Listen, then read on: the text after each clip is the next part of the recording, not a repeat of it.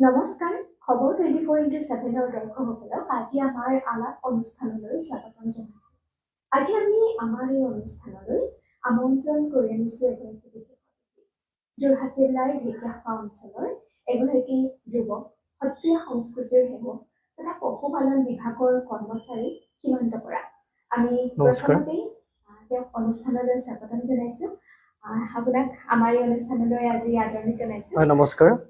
খবৰ 24x7 সমূহ দৰ্শকক আন্তৰিক ধন্যবাদ জনাইছো। হয়, নিশ্চয়কৈ আজি আপুনি আমাৰ এই অনুষ্ঠানলৈ প্ৰথমবাৰৰ কাৰণে আহিছে। আমি প্ৰথমতে যদিও আপোনাৰ কথা কৈছো, তথাপিও আপোনাৰ মুখেৰে আপোনাৰ পৰিচয়টো অকণমান জানিব বিচাৰিম। নমস্কাৰ, মই সীমান্ত বৰা। মই ঢেকীয়াখোৱা গাঁৱত মোৰ ঘৰ। মই সত্ৰীয়া সংস্কৃতিৰ লগত মোৰ 6 বছৰৰ পৰা জড়িত। বৰ্তমান সত্ৰীয়া সংস্কৃতিৰ যি পথাৰ মই তাত কাম কৰি আছো আৰু পশুপালনৰ ক্ষেত্ৰখনতো মই জড়িত হৈ আছো। আৰু বৰ্তমান মই সামাজিক কামত জড়িত হৈ আছো। হয়, নিশ্চয়কৈ। যিহেতু আপুনি ঢেকীয়াখোৱা অঞ্চলৰ এগৰাকী যুৱক, এই অঞ্চল বিশেষকৈ ঢেকীয়াখোৱা অঞ্চলটো আমাৰ যি ঐতিহাসিক ঢেকীয়াখোৱা বৰনামঘৰ ভাগ আছে, এই নামঘৰ ভাগৰ বাবে সমগ্ৰ বিশ্বতে এই ঠাইখিনি আচলতে জনপ্ৰিয়। আপুনি এই অঞ্চলটোৰ বিষয়ে কি ক'ব? হয়, ঢেকীয়াখোৱা বুলি ক'লে এখন ঐতিহাসিক ধৰ্মৰ অনুষ্ঠান য'ত মহাপুৰুষ মাধৱদেৱে আহি নিজ হাতেৰে ঢেকীয়াখোৱা বৰনামঘৰ প্ৰতিষ্ঠা কৰিছিলে, য'ত অসমৰ বৰেণ্য ব্যক্তিসকলৰ জন্মস্থান, বীৰেন্দ্ৰ কুমাৰ ভট্টাচাৰ্য, আনন্দৰাম বৰুৱাকে আদি কৰি বহুকেইজন উচ্চ মানৰ ব্যক্তি, মানে সাহিত্যৰ ক্ষেত্ৰত যথেষ্ট অৱদান থকা ব্যক্তিৰ জন্ম হৈছে। আৰু তেনে এখন গাঁৱত মই জন্ম লাভ কৰিবলৈ নিজকে সঁচাকৈ মানে গৌৰৱান্বিত। আৰু মই পিতৃ মাতৃক মানে বিশেষভাৱে ধন্যবাদ দিব লাগিব। আৰু ঢেকীয়াখোৱা নামঘৰৰ কথাটো সকলোৱে জানে, ইতিহাস প্ৰসিদ্ধ এক ধৰ্মীয় অনুষ্ঠান, য'ত আজিৰ পৰ্যন্ত এগছি অক্ষয় বন্তি প্ৰজ্বলিত হৈ আছে। এইটো এটা গাঁওবাসী হিচাপে গৌৰৱ অনুভৱ কৰিব পাৰো মই। হয়, নিশ্চয়কৈ। আৰু আমিও আচলতে আমাৰ যি কাষৰীয়া ঢেকীয়াখোৱা অঞ্চলেই হওক বা আমাৰ যি ঐতিহাসিক ঢেকীয়াখোৱা বৰনামঘৰ আছে, আমিও গৌৰৱান্বিত। আপুনি যিহেতু সত্ৰীয়া সংস্কৃতিৰ লগত জড়িত হৈ আছে, আমি প্ৰথমতে আপোনাৰ পৰা এই সত্ৰীয়া যি সংস্কৃতিৰ লগত আপুনি কেতিয়াৰ পৰা জড়িত হৈ আছে বা কেনেধৰণেৰে বৰ্তমান জড়িত হ'ল, আপোনাৰ আগৰে পৰা ইচ্ছা আছিল নে, অকণমান সেইখিনি বিষয়ে জানিব বিচাৰিম। হয়, মই সত্ৰীয়া সংস্কৃতিৰ লগত মোৰ বয়স যেতিয়া 6 বছৰ, তেতিয়া মোক মায়ে মানে মাধৱদেৱ সংগীত মহাবিদ্যালয়ত নামভৰ্তি কৰি দিছিল। তেতিয়াৰ পৰা মই খোল বিভাগত অধ্যয়নৰত আছিলো। তেতিয়া মোৰ বয়স যেতিয়া 6 বছৰ আছিলে, তেতিয়া মোৰ গুৰু আছিলে শ্ৰদ্ধাৰ মণি বৰা বায়ন, প্ৰফুল্ল বৰা বৰগান। তেখেত দুজনৰ ওচৰত মই প্ৰাৰম্ভিক শিক্ষাখিনি গ্ৰহণ কৰি এনেকৈ পৰ্যায়ক্ৰমে মই বিশাৰদ ডিগ্ৰী গ্ৰহণ কৰিবলৈ সক্ষম হৈছিলো 2018 চনত শংকৰী সংগীত বিদ্যাপীঠ অসমৰ ফালৰ পৰা। সত্ৰীয়া সংস্কৃতিৰ ধাৰাটো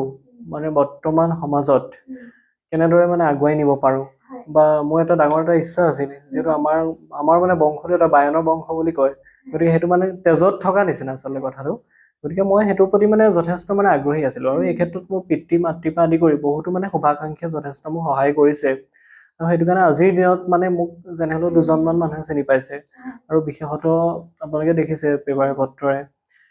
এই বৰ্ষত মানে 2025 বৰ্ষত 2টা অনুষ্ঠানে, এটা ৰাষ্ট্ৰীয় বঁটা আৰু এটা অসম গ্ৰাম্য শিৰ ৰত্ন বঁটা আমাক দিছে। এই সফলতাখিনিৰ আঁৰত থকা ব্যক্তিজন মানে এটা কথা ঠিক, মানুহ আগুৱাই যোৱাৰ ক্ষেত্ৰত কিছুমান ব্যক্তিৰ প্ৰয়োজন হয়। সেইসকল ব্যক্তি আছে বাবেহে আজি মানে মোৰ পৰীক্ষা বহীখনত আকবৰ শব্দৰ ঠাইত মানে বাবৰ হোৱা নাই। গতিকে সেইসকল ব্যক্তি আছে কাৰণে আজি মই সত্ৰীয়া সংস্কৃতিৰ ধাৰাটোত আগুৱাই নিব পাৰিছো। আৰু বৰ্তমান প্ৰেক্ষাপটত সত্ৰীয়া সংস্কৃতিৰ হৈ যথেষ্ট কাম কৰি আছো। আৰু এই খুব কম সময়ৰ ভিতৰতে মই এখন সত্ৰীয়া সংস্কৃতিৰ ওপৰত যিটো আমাৰ ডিজাৰ্টেশ্যন পেপাৰ, মই পেপাৰো প্ৰস্তুত কৰি উলিয়াইছো। কৃষ্ণকান্ত সন্দিকৈ ৰাজ্যিক মুক্ত বিশ্ববিদ্যালয়ত পেপাৰখন মই পাঠ কৰিছো, preservation Sattriya culture tradition in modern society. এই পেপাৰখনত সত্ৰীয়া বিষয়ত গোটেই সত্ৰৰ যিখিনি কথা, সত্ৰীয়া নৃত্য কি, মানে সত্ৰীয়া সংস্কৃতি কি, বা এক সত্ৰলৈ কেনেকে ল'ৰা আনি কি কৰা হয়, এইখিনিৰ ওপৰত গোটেইখিনি মানে মই লিপিবদ্ধ কৰা আছে। আৰু অনাগত দিনতো চাগে মই ইয়াৰ ওপৰত আৰু কৰি যাব পাৰিম, আশাবাদী মই। যিহেতু আমি বৰ্তমান সময়তো দেখিছো বহুতে এই সত্ৰীয়া সংস্কৃতিৰ প্ৰতি আকৃষ্ট হয় হয় সৰুৰে পৰা শিক্ষা লৈছে আগবাঢ়ি গৈছে এই যিসকলে উঠি অহা বিশেষকৈ আমাৰ এই প্ৰজন্মটোৱে যদি এই সত্ৰীয়া সংস্কৃতিৰ ক্ষেত্ৰত আগবাঢ়ি যাব বিচাৰে বা ইচ্ছা থাকে তেওঁলোকে কি কৰা উচিত বুলি ভাবে প্ৰথম কথা মানে সত্ৰীয়া সংস্কৃতি বুলি নহয় এটা শিক্ষা ল'বলৈ গ'লে প্ৰথম কথা এখন শিক্ষানুষ্ঠানৰ দৰকাৰ আৰু সেই অনুপাতে গুৰুসকলৰ দৰকাৰ মানে শিক্ষক লাগিব প্ৰথমতে ভাল গুৰু বা ভাল শিক্ষানুষ্ঠানত যাব লাগিব যিটো মানে আমাৰ ব্যাকৰণিক যিটো শিক্ষা সেইখিনি শিক্ষা প্ৰথমে গ্ৰহণ কৰাৰ পিছত তেতিয়া মানে কি হয় আমাৰ শিক্ষাৰ যিটো পদ্ধতি সেইটো শুদ্ধ ৰূপত পৰিশীলিত আৰু পৰিমাৰ্জিত ৰূপত উপস্থাপন কৰিব পাৰিব আৰু মই ভাবো তেনেদৰে আগুৱাই গ'লে সমাজখন মানে উশৃংখলতা হ'ব নিবিচাৰিব যুৱ উশৃংখলতা যিটো হৈ আছে মই ভাবো সেইটো কিছু কিছু ক্ষেত্ৰত হ্ৰাস হ'ব গতিকে সত্ৰীয়া সংস্কৃতিৰ মানে বৰ্তমান যুগত যথেষ্ট প্ৰয়োজন আছে আৰু ই মানে এটা মানে নিজৰ এটা সমল মানে নিজৰ ভৰিত নিজে যিটো থিয় দিয়া মানে এটা সমল হিচাপে আজি এতিয়া বহুতো পৰিসৰ আছে এতিয়া সত্ৰীয়া সংস্কৃতিৰ ক্ষেত্ৰত তো সকলোতো জানে এতিয়া বিভিন্ন ধৰণৰ বিদ্যালয়সমূহত বিহু বিষয়ক এটা পাঠ্যক্ৰম হৈছে আৰু সত্ৰীয়া নচা বা বিহু নচা নাচৰ লগত জড়িত বা এনেকুৱা আমাৰ বিভিন্ন বিশ্ববিদ্যালয় সত্ৰীয়া নৃত্যৰ বিভাগো স্থাপন হৈছে এইটো ক্ষেত্ৰত যথেষ্ট মানে এতিয়া উঠি অহা প্ৰজন্মই যদি মানে এই ধাৰাটোত লাগে তেতিয়া খুব মানে সুন্দৰ হ'ব বুলি মই ভাবো এই যে সত্ৰীয়া সংস্কৃতি তাৰ অন্তৰ্ভাগত কি কি পৰে বিষয়বস্তু মানে খোল বাদনে হওক বা কেনেকুৱা ধৰণেৰে হওক যদি আচলতে সত্ৰীয়া সংস্কৃতিৰ বিষয়ভাৱত পৰিবলৈ হ'লে গীত নৃত্য বাদ্য এই তিনিওটা সমাহাৰত যেনেদৰে এটা সংগীতৰ সৃষ্টি হয় এই এজন শিল্পী হ'বলৈ হ'লে গোটেইকেইটা মানে বিষয়ত সম্যক জ্ঞান থাকিব লাগিব আজি এতিয়া মই খোল বিভাগত অধ্যয়ন কৰিলো বুলি যে মই নৃত্য নাজানিম বা বৰগীত নাজানিম তেনেকুৱা নহয় মানে ইটোৰ আনটোৰ পৰিপূৰক মানে গতিকে মানে এটাক বাদ দি এটা কেতিয়াও মানে আগুৱাই নিব নোৱাৰি আটাইকেইটাৰ প্ৰয়োজন হয় নিশ্চয়কৈ আপুনি এই যি সত্ৰীয়া সংস্কৃতিৰ লগত জড়িত হৈ সৰুৰে পৰা যিহেতু আপুনি জড়িত হৈ আছে লগতে আপুনি পৰিয়ালৰ কথাও কৈছে ইমানখিনি আগবাঢ়ি গৈছে আমি আশা কৰিছো এই সত্ৰীয়া সংস্কৃতিৰ ক্ষেত্ৰত আপুনি বিশেষকৈ উঠি অহা প্ৰজন্মকো বাদ দেখুৱাই দিব আপুনি যিহেতু পৰিয়ালৰ কথা উনুকিয়াইছে আপোনাৰ পৰিয়ালৰ বহুখিনি অৱদান আছে বুলি কৈছে অকণমান যদি পৰিয়ালৰ কথা কয় কেনেধৰণে তেওঁলোক জড়িত হৈ আছিল আচলতে মানে মই যেতিয়া সত্ৰীয়া সংস্কৃতি অধ্যয়ন কৰিবলৈ যাওঁ তেতিয়া চুবুৰীৰ ভিতৰত মানে আমাৰ কাষৰীয়া অঞ্চলটো ঢেকীয়াখোৱা লোকময় চুকত বিশেষকৈ মানে এই সত্ৰীয়াৰ যি ধাৰা বা খোলেই হওক বৰগীতেই হওক সেইটো যিটো মানে ব্যাকৰণিক মানে শৈক্ষিক যিটো মানে ধাৰাত অধ্যয়ন কৰাৰ ভিতৰত সেইটো সেইকণৰ মই আছিলো আৰু মানে তেতিয়াৰ দিনত কি হৈছিলে এইটো মানে এই মানে খোল শিকি কি কৰিব বা সত্ৰীয়া নৃত্য নাচি কি কৰিব তেতিয়া ইমান মানে আদৰ নাছিলে আছিলে মানে বস্তুৰ ধাৰাটো চলি আছিলে কিন্তু খোলৰ বিষয়টো যে এনেকৈ এটা ডিগ্ৰী লাভ কৰিব পাৰে সেই কথা জনা নাছিলে তেতিয়া মানে মোৰ বিশেষভাৱে সহায় কৰিছে মোৰ মাতৃয়ে মানে মোক লগত লৈ এই ধাৰাটোত লগত মানে অন্তৰ্ভুক্ত কৰাইছে আৰু গুৰুসকলৰ অৱদান আছে আৰু পৰ্যায়ক্ৰমে মানে তেনেকৈ যিটো বহল পৰিসৰ সেই পৰিসৰত মোক অন্তৰ্ভুক্ত কৰাইছে আৰু মানে ফলশ্ৰুতিত বিভিন্ন মই গুৰু লগ পাইছো তাৰ ভিতৰত মই বিশেষভাৱে উল্লেখ কৰিব বিচাৰো সাংস্কৃতিক গৱেষণা বঁটা প্ৰাপক দেৱেন চন্দ্ৰ ভূঞা বৰবায়ন অধ্যাপকৰ কথা মই ল'ব লাগিব এইখিনিতে মুদৈজান কমলাবাৰী সংগীত মহাবিদ্যালয়ৰ অধ্যক্ষ দিলীপ ভূঞা বৰবায়ন তেখেতৰ মই নাম ল'ব লাগিব আজিৰ হেৰিয়াত তাৰপিছত মোৰ গাঁৱৰ অন্যতম গুৰু তপন শইকীয়া তেখেতে মোৰ ভাওনাৰ যিটো ধাৰা ভাওনাৰ প্ৰৱেশ প্ৰস্থান শৈলী তাৰপিছত মোৰ চুবুৰী কৃষ্ণৰাম বৰা তেওঁলোকৰ মানে যথেষ্ট অৰিহণা মোৰ আছে ডক্টৰ বিস্মিতা দত্ত সত্ৰীয়া নৃত্যত অংকীয়া ভাওনা এই যিখিনি ধাৰা সেইখিনি মই বাইদেউৰ পৰা শিকিছো তেনেদৰে বহুত আৰু মোৰ লগৰ যিখিনি শুভাকাংক্ষী মানে বন্ধু বান্ধৱী তেওঁলোকৰ যথেষ্ট অৰিহণা আছে নিশ্চয়কৈ আপুনি সত্ৰীয়া সংস্কৃতিৰ বহুকেইটা কথা কৈছে লগতে পৰিয়ালৰ অৱদানৰ কথাও কৈছে আপুনি যিহেতু সত্ৰীয়া সংস্কৃতিৰ লগতে আপুনি বৰ্তমান এগৰাকী পশুপালন বিভাগৰো কৰ্মচাৰী হিচাপে নিয়োজিত হৈ আছে এই যি পশুপালন বিভাগৰ লগত আপুনি জড়িত হৈ আছে আপুনি কেতিয়াৰ পৰা জড়িত মই আজিৰ মোৰ 3 বছৰ হৈছে এইটো বিভাগৰ লগত জড়িত এই বিভাগটোত মানে আঁৰত থকা মোৰ সফলতাৰ আঁৰত থকা ব্যক্তিজন ডক্টৰ মিন্ময় জ্যোতি ছাৰ তেখেতৰ মানে অপৰসীম কষ্ট ত্যাগৰ বিনিময়ত আজি নিজকে মানে জীৱনত কোনোবা এটা মানে ক্ষেত্ৰত এটা হাঁহি হৈছে মানে হাঁহিবলৈ এটা সুবিধা পাইছো মানে পৰিয়ালত কিবা ধৰণৰ বা কোনোবা এটা দিশত বা আৰ্থিক দিশতে সকাহ দিছে গতিকে মই জয়তে ডক্টৰ মিন্ময় জ্যোতি ছাৰক আন্তৰিক ধন্যবাদ জনাইছো আৰু এই ক্ষেত্ৰখনত প্ৰথম কথা মানে সামাজিক কামৰ নিচিনা সমাজখন পায় সেইটো কাৰণে মই মানে বাছি লৈছো গতিকে সমাজৰ চিকিৎসা সেৱা বা আমাৰ যিখিনি মানে ভিতৰৰ যিখিনি আৰ্টিফিচিয়েল ইনছেমিনেশ্যন হওক এনেধৰণৰ যিখিনি ভিতৰৰ দিশ সেইখিনি বিশেষকৈ মই প্ৰাধান্য দিছে মোক গতিকে এই ক্ষেত্ৰত যথেষ্ট ছাৰৰ যথেষ্ট অৱদান আছে আৰু বিশেষকৈ মানে কি হয় সমাজৰ বহু ক্ষেত্ৰত বিভিন্নজন ব্যক্তি লগ পাইছো এইটো মানে এটা সেৱাৰ দৰে আপুনি ভাবিছো হয় নিশ্চয়কৈ যিহেতু আপুনি পশুপালন বিভাগৰ লগত জড়িত আপুনি ভাবেনে যে পশুপালন বিভাগৰ লগত জড়িত হ'বলৈ হ'লে হয় জীৱ-জন্তু সকলোৱে ভাল পায় কিন্তু কিছু ক্ষেত্ৰত কোনোৱে ভাল নাপাবও পাৰে আপুনি সেই পশুপ্ৰেমী নে আগৰে পৰা নে হয় মানে এনেকুৱা কথা আমি মানে গৰু ম'হ এইবিলাকৰ লগত জড়িত আমাৰ ঘৰত গৰু ম'হ পোহা ২৭ বছৰ হৈছে আজিৰ দিনত সৰুৰ পৰা মই দেখি আহিছো মানে সেইটো এটা মানে প্ৰেম এটা মানে জাগ্ৰত হৈছে মানে আপুনি যেহেতু পশুপালন বিভাগত আপুনি কাম কৰি আছে কাম কৰিবলৈ হ'লে আপুনি যদি প্ৰথমতে আপুনি পশুখিনি ভাল পাব লাগিব তাৰপিছতহে আপুনি কাম কৰিব পাৰিব কিন্তু আমি বহু ক্ষেত্ৰত বৰ্তমান সময়ত আমি দেখো জীৱ-জন্তুক বহুতে অত্যাচাৰো কৰে আমি দেখিবলৈ পাওঁ সামাজিক মাধ্যমতো বহু ভিডিঅ' এনেকুৱা ভাইৰেল হৈ থাকে কিন্তু তাৰ ভিতৰত বহুতে অৱশ্যে ভালো পায় এই ক্ষেত্ৰত কি ক'ব আপুনি যিদৰে মানে হাতৰ গোটেইকেইটা আঙুলি সমান নহয় প্ৰত্যেকৰে মানুহৰ মানে মন আৰু মানসিকতা বেলেগ বেলেগ গতিকে মানুহ হিচাপে যিটো পৃথিৱীত মানুহ শ্ৰেষ্ঠ জীৱ গতিকে তেনেহেন শ্ৰেষ্ঠ জীৱই বেলেগ পশু পক্ষীৰ প্ৰতি মানে কেনেধৰণৰ মনোভাৱ পোষণ কৰিব লাগে সেইটো আমি জনা উচিত বৰ্তমানটো আধুনিকতাৰ প্ৰেক্ষাপটত যেটো শৈক্ষিক দিশত যথেষ্ট আগুৱাই গৈছে আমাৰ দেশ বা আমাৰ দাঁতি কাষৰীয়া অঞ্চল গাঁওসমূহে হয় তেনে ক্ষেত্ৰত আমি মানে বৰ্তমান সমাজ ব্যৱস্থাৰ লগত কেনেদৰে মিলিব পাৰো বা পশুই হওক বা মানুহৰ লগত আচাৰ আচৰণৰ ক্ষেত্ৰত কিছুমান মানে চিন্তনীয় বিষয় হৈ পৰিছে গতিকে মই ভাবো এইখিনি বৰ্তমান প্ৰেক্ষাপটত উঠি অহা প্ৰজন্মই মানে আঁত ধৰিব লাগিব তেতিয়াহে এটা মানে সুন্দৰ বাতাবৰণৰ সৃষ্টি হ'ব হয় নিশ্চয়কৈ যিটো আমি পশুপালনৰ যি এই চিকিৎসা কিছু ক্ষেত্ৰত কোনোৱে অভিযোগো কৰে যে কেতিয়াবা সময়ত সেই চিকিৎসা নাপায় বুলিও তেনেকুৱা কিবা অভিযোগ আছে নেকি তেনেকুৱা ধৰণৰ কোনো নাই বৰ্তমান সময়ত যথেষ্ট অসম চৰকাৰে এই ক্ষেত্ৰত মানে বহুত গুৰুত্ব প্ৰদান কৰিছে আৰু এতিয়া আগৰ দিনৰ তুলনাত আজি যথেষ্ট আগুৱাই গৈছে যদি আপোনাৰ ধৰক কেতিয়াবা কাৰোবাৰ ঘৰত পশুপালনৰ ক্ষেত্ৰত কিবা যদি সমস্যা হয় তেতিয়া সাময়িকভাৱে আপোনাৰ কিবা তেনেকুৱা চৰকাৰৰ ফালৰ পৰা যোগাযোগ নম্বৰো তেনেকুৱা দিয়া ব্যৱস্থা যোগাযোগ নম্বৰো এতিয়া দিছে আমাৰ যি মোবাইল ভান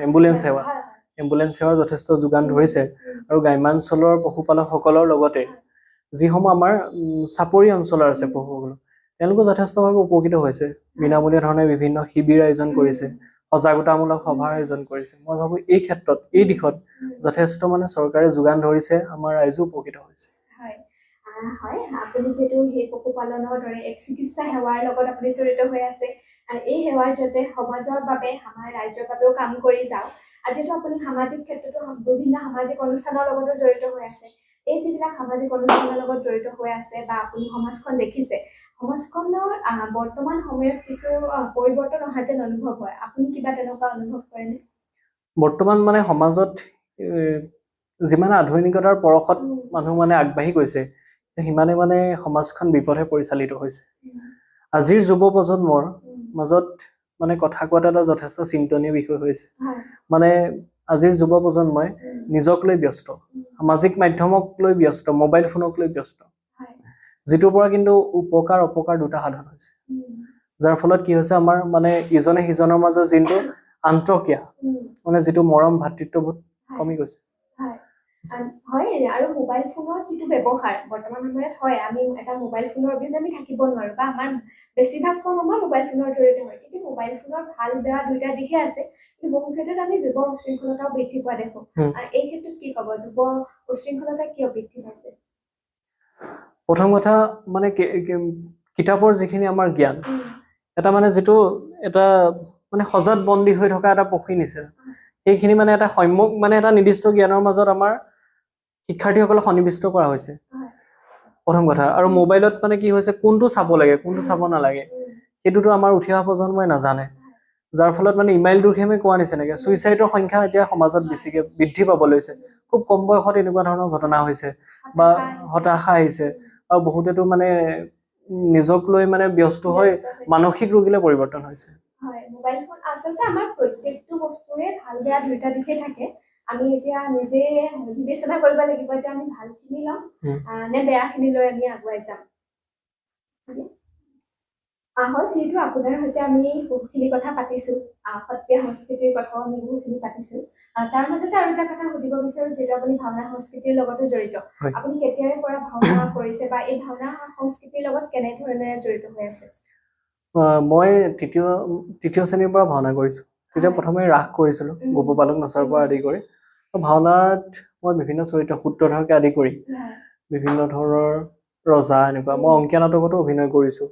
মই ভাওনা মই পৰিচালনা কৰিছোঁ গায়ন বায়নকে আদি কৰি ভাওনাৰ বিভিন্ন মই চৰিত্ৰসমূহ উপস্থাপন কৰিছোঁ আৰু তেনেদৰে ভাওনাত মই জড়িত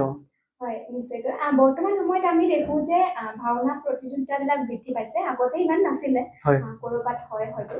কিন্তু এই বৰ্তমান সময়ত অঞ্চলে অঞ্চলে ভাওনা প্ৰতিযোগিতাসমূহ কিন্তু খুবেই বৃদ্ধি পোৱা দেখিছোঁ এই যিসমূহ প্ৰতিযোগিতাবিলাক বৃদ্ধি পাইছে এই প্ৰতিযোগিতাসমূহে আপুনি কি ভাবে কিবা ভাল দিশ আনিছে নে বেয়া দিশ আনিছে আচলতে ভাওনা প্ৰতিযোগিতাৰ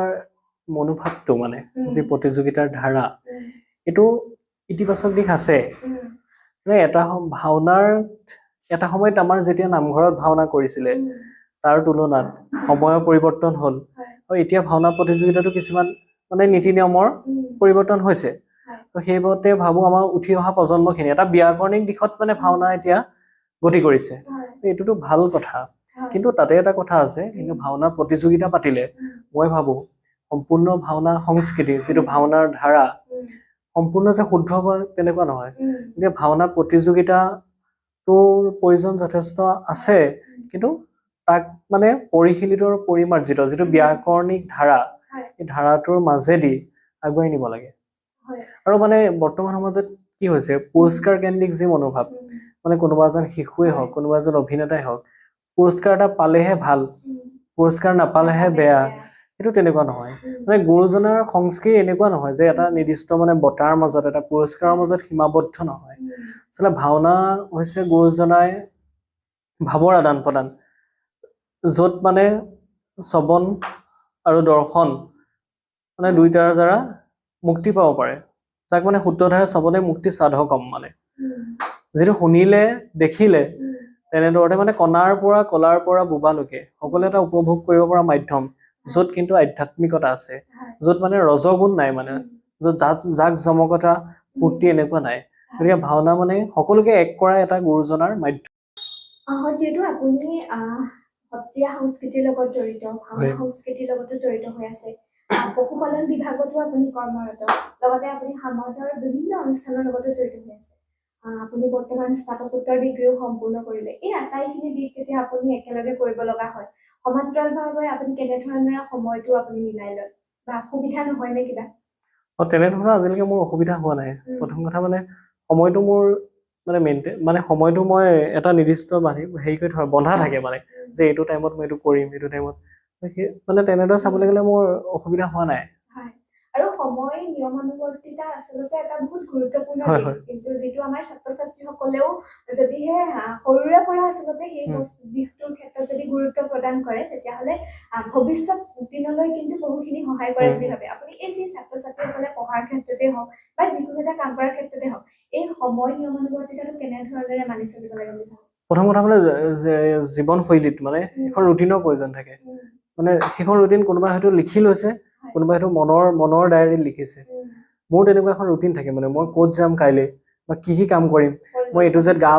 ধোৱাৰ পৰা যিখিনি মানে গোটেইখিনি কাম মোৰ লিপিবদ্ধ থাকে আৰু সেই কাষে কাষে মোৰ টাইম লিখা থাকে আৰু সেই টাইমৰ ভিতৰতে মই গোটেইখিনি কাম কৰিব পাৰোঁ তেনেদৰে মানে মই বনাই লৈছোঁ কিন্তু বৰ্তমান মানে শিক্ষাৰ্থীসকলে এই সময় আৰু নিয়মানুৱৰ্তিতা যথেষ্ট গুৰুত্ব দিব লাগে নহ'লে মানে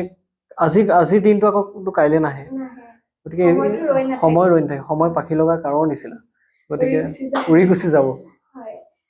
হয় আজি আপোনাৰ সৈতে আমি বহুতকেইটা কথা পাতিছোঁ আপোনাৰ আমি বহুখিনি কথা আমি জানিব পাৰিলোঁ এই অনুষ্ঠানৰ জৰিয়তে অনুষ্ঠানত যিহেতু আমি সময়ৰ প্ৰতি লক্ষ্য ৰাখি সামৰিব লাগিব তাৰ আগতে আপোনাক আমি আৰু দুটামান কথা আমি সুধিব বিচাৰিম যিহেতু বৰ্তমান একেবাৰে সৰু সৰু দুটামান কথা আমি সুধিব বিচাৰিম আমাৰ যি জীৱনটো এই বৰ্তমান জীৱনৰ প্ৰতি আপুনি যি এটা সংজ্ঞা যদি আমি দিবলৈ কওঁ কি বুলি ভাবে জীৱনক লৈ আপুনি কেনেকৈ সংজ্ঞাটো দিব মানে আপুনি কি বুলি ভাবে আমাৰ এই যিটো জীৱন চলি থাকে? জীৱনৰ সংজ্ঞা বুলি ক'লে মানে দৈনন্দিন আমি যিখিনি কাম কৰি আছো জীৱনটো আছে মানে উপভোগ কৰিব লাগে খালি মানে তাত বিভিন্ন ধৰণৰ সমস্যা মানুহৰ থাকিব পাৰে তাৰ মাজত কিন্তু ইতিবাচক ভাৱে যদি জীৱনটো আগুৱাই নিব পাৰে মানে জীৱন জিন্দাবাদ হয় হতাশা কেতিয়াবা আহিছে নে জীৱনলৈ এইটো মানে গতানুগতিক মানুহৰ দৈনন্দিন জীৱনত থাকিব পাৰে কিন্তু মানে প্ৰত্যেকজন ব্যক্তিয়ে হতাশাত ভুগিব পাৰে কিছু কিছু ক্ষেত্ৰত মই তেনেকে নভবা বুলি ক'লে ভুল হ'ব কেতিয়াবা হয়তো হতাশাত মই ভুগিছো আৰু তাতো মই ৰৈ যোৱা নাই কিন্তু মই সদায় মানে পজিটিভ যোগাত্মক মানে মোৰ মানে জীৱনৰ ডায়েৰীত মানে নেতিবাচক দিশ নাই আৰু যিখিনি মানে নেতিবাচক ব্যক্তি লগ পাওঁ মই সেইখিনি মানে আঁতৰি থাকিব লাগে হয় নিশ্চয়কৈ আমি আচলতে যদি আমি যোগাত্মক মানুহৰ লগত থাকো আমাৰ চিন্তাধাৰাবিলাকো যোগাত্মক আৰু যদি আমি বিয়োগাত্মক মানুহৰ লগত থাকো আমাৰ চিন্তাধাৰাবোৰ ঠিক তেনেধৰণে প্ৰতিফলিত হৈ যায় আমি সেয়া আৰু প্ৰেমৰ ক্ষেত্ৰত আপুনি কি ভাবে প্ৰেম কেতিয়াবা জীৱনলৈ আহিছে নে প্ৰেমটো মানে পৃথিৱীত থকা প্ৰত্যেকজন মানুহৰ প্ৰেমটো থাকিব পাৰে কিন্তু মানে প্ৰেম মানে এনেকুৱা নহয় মানে স্থায়ী নহয় আৰু মোৰ জীৱনত তেনেকুৱা মানে কোনো হোৱা নাই মোৰ স্থায়ী এতিয়ালৈকে হোৱা নাই মানে ভৱিষ্যতলৈ জীৱন সংগী যিহেতু আমি প্ৰত্যেকৰে আমি জীৱনত একোগৰাকী জীৱন সংগী আমি পাওঁৱে বুলি কৈছো বা সেইটো আমাৰ প্ৰকৃতিৰে নিয়ম বুলি কৈছো আপোনাৰ তেনেকুৱা কোনো মানে আজিৰ দিনত নাই আমি শেষত আপোনাৰ ব্যক্তিগত দুটামান কথা আমি সুধিলো আমি অনুষ্ঠান যিহেতু সামৰিব লাগিব শেষত আপুনি আমাৰ এই অনুষ্ঠানলৈ প্ৰথমবাৰৰ কাৰণে আহিছে আমাৰ এই খবৰ 24x7 অসম চেনেলটোলৈ প্ৰথমবাৰৰ বাবে আহি আপোনাৰ কেনেকুৱা লাগিলে অকণমান অনুভৱ জানিব বিচাৰিম খবৰ 24x7 আজি বিশেষ অনুষ্ঠানত মোক আমন্ত্ৰণ জনোৱাৰ বাবে মই ধন্যবাদ জনাইছো আপোনাক আৰু সকলো পৰিয়ালক মই ধন্যবাদ জনাইছো আৰু মোৰ মানে অনুভৱ মই মুখেৰে কৈ শেষ কৰিব নোৱাৰো এটা খুব ধুনীয়া অনুষ্ঠান আৰু এতিয়া মানে জনসমাদিত এটা হৈছে বহুতে আদৰি লৈছে মই ভাবো অনাগত দিনত আগুৱাই যাওক খবৰ 24x7 মই এই কামনা কৰিছো আৰু সকলোকে পুনৰবাৰ ধন্যবাদ জনাইছো ধন্যবাদ জনাইছো আমি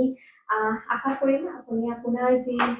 যিখিনি দিশৰ লগত আপুনি জড়িত হৈ আছে সেইখিনি দিশেৰে আপুনি অকল ঢেকীয়াখোৱা অঞ্চললৈ নহয় আমাৰ সমগ্ৰ অঞ্চলটোলৈ আমাৰ যোৰহাট জিলালৈ আপুনি গৌৰৱ কঢ়িয়াই আনক আমি তাকে কামনা কৰিছো আৰু মই স্মৃতি প্ৰিয়াই আজিৰ এই অনুষ্ঠানৰ পৰা বিদায় লৈছো